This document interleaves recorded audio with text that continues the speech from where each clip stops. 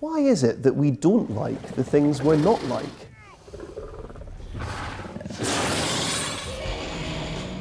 Imagine if, just for a moment, we put down the pitchforks and flaming torches. What's the worst that could happen? That question is like the motor that drives the mind of Guillermo Del Toro.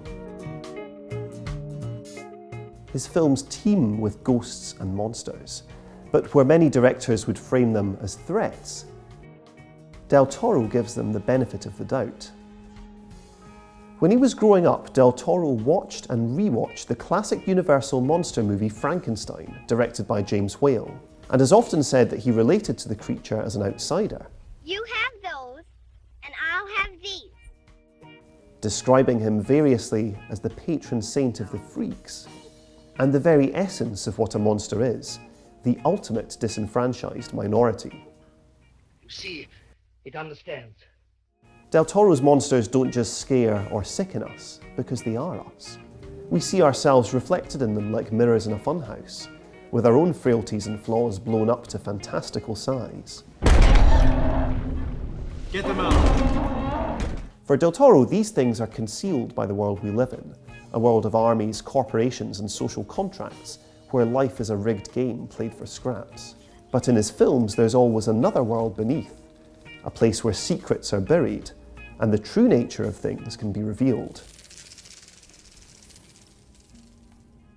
In Pan's Labyrinth, a girl called Ophelia ventures into one such underworld in 1940s Spain, as the Franco regime is tightening its grip. Up above, life ticks on like clockwork. Franco's death squads stamp out the last pockets of resistance, while Ophelia's mother is pregnant with her fascist stepfather's unborn child.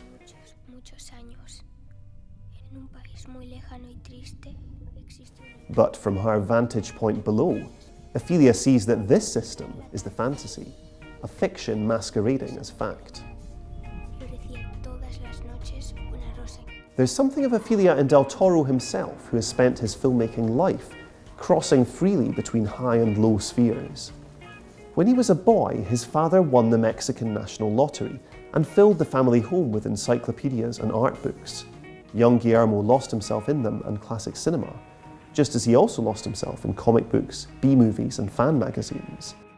In looking from one to the other, he realised the line between culture and pleasure was an illusion. His films refuse to recognise it too. They won't sit still but keep throwing ideas and images back through time towards the films that inspired them, like a supernatural game of catch. And all may join in, not just horror and science fiction, but also melodrama and gothic romance, two more respectable genres in which true feelings could also be dangerous, and metaphorical skeletons were chained up in attics or buried beneath the floorboards. If this were you, you'd forget me. That I never will, sir. You know that.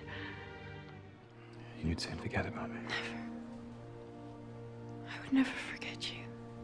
Del Toro's films pry open the locks. A meeting with monsters on equal terms makes our own monstrousness so much harder to deny.